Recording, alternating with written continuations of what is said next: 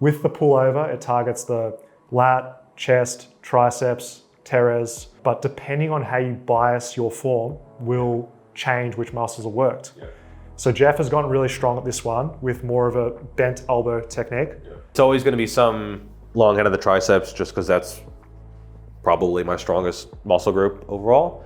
And then quite a bit of chest. If I sort of do this, more chest, but if I keep everything down, then I feel it more in the lats. But it's still a mix. Case in point, if you're doing this exercise, it is really good to do on an upper day because of this. Right. You're never going to feel this just in the lats. Yeah. If you think that's the case, that's not the outcome of this movement, really. Yeah, exactly. And it's, I get people asking like, what muscle group does this target? No muscle groups, just one. Like there's only, it can be multiple, and that's totally fine. It saves you time, it sort of consolidates everything. And so yeah, I do like it. And then as you mentioned yesterday, that overhead position, you're being forced into that extended position and loaded into this position. Whereas like a vertical pull, if you're hanging from a pull-up bar, it's different. It's a very different sensation. And that's what's great about the pullover, because it's giving you the hypertrophy. It's also increasing your strength at the initiation of a pull. Yeah. Because you look at a beginner learning a pull-up for the first time, just engaging the scap at the start, very difficult. Yeah. But for the people listening, we want to be strong with our bodyweight reps, our weighted pull-ups as well. That can often be a bottleneck for people. Yeah. So by doing this pullover, it's going to strengthen that first depression phase, as well as overhead mobility. Well, that's one thing I noticed on the pull downs. Your initial pull was like very, very fast. And I would imagine pullovers would be a very good. Pullover is a component that's helped, as well as just having really good pull-up, I guess, prowess as well. Right, yeah, because you've been doing them for... I practically came out of the womb doing pull-ups. I think if I was put into bed rest for a month, I could still do some pull-ups afterwards, no matter how much atrophy. But that goes to show, if you've done an exercise for a long time, like riding a bike, you've got the neural connections there that just, it won't go away completely. Yeah, whereas me, I don't know if I would. I don't know about the same. Yeah. What is so fun about the pullover is it's one that you have to be present with, because there is a lot going on. You've got the tempo. You want to rush it because it's uncomfortable. Yeah. You've got the range of motion. Your body doesn't want to go into that final stretch overhead, but that's where the magic is. Yeah. You've also got the core component as well.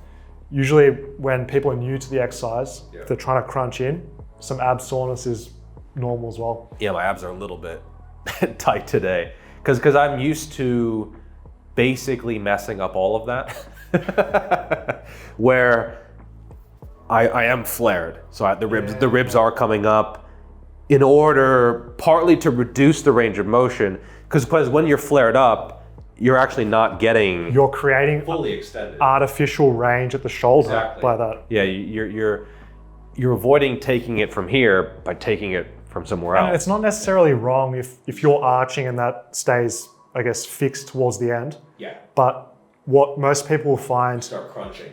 Yeah, they crunch to bring it up, and the range of motion, the dumbbell will just hit the ground. And I could probably find some way to justify this. Like, I'm getting some kind of super maximal stimulus by bouncing the dumbbell off the ground. Actually, I saw some javelin thrower. I think he was doing 3 plates, 140 kilos on the pullover, and he was bouncing it off the back of the ground. And it was bent arm. It was like... I can see same thing. You can make an argument for the plyometric nature of sports and using the stretch reflex, great. But just using for general fitness, just a sound, repeatable technique is great. Yeah, so my technique is sort of between yours, like the super, like locked elbow, full stretch, and like getting everything overhead, and javelin thrower who's just like, he's using the abs because he wants to use the abs when he's throwing. Yeah. When I thought my arm was totally straight because I was doing it the strict way, you're like, straighten the elbow. I'm like, it is not. It is not. Yeah. And so I think it'll take a little while and obviously a much lower weight. And what is awesome about exercise is that is variation right there. So Jeff could do a training phase where he does completely straight elbow and progresses the load in that respect, because that's what I also did. When I first started with the pullover, it's just more comfortable to learn it with some bend. Right. And then you get to a weight, I just chose to start working on the straight arm one because I wanted more flexibility, and I just thought that this would isolate it a bit more to the lats as opposed to the triceps. Just keep them out of the equation, contributing as much. But same for me, I could go back and do the bent arm one, add an extra 15 kilos to whatever I'm doing, progress that too. And it would probably have, I imagine they would have carryover to each other, but the straight arm would probably carry over to the bent arm more. Correct. Because it's that specificity of just completely locked, is because you've got so much more room for variance with the bent arm one. You could be here, here, here, here. Straight. You can't exactly. It's a lot stricter of a movement. And I actually found that during a set, I would get more and more bent. I don't know if this happened during the set that we filmed, but I definitely have felt where, okay, I have more space here on earlier reps, and then like the last rep, I could feel the dumbbell scrape my hair, and then the last one, like even just a little bit of tension as the dumbbell. When you're hitting your head on the final rep, that's when you know you bent. Using patience for this exercise in particular, key, because I'm not fear-mongering that we're fragile and weak. I think, if we build up to things, we can be very strong. But on a new exercise, when you've got quite a close grip overhead, you know this intuitively. You need a warm-up set before doing your exercise for the day, and just within 4 weeks, you'll have a good feel of this exercise and it won't feel as apprehensive for you. Yeah, I think when you're loading a very stretched or lengthened position, those just naturally need a little bit more of a warm-up.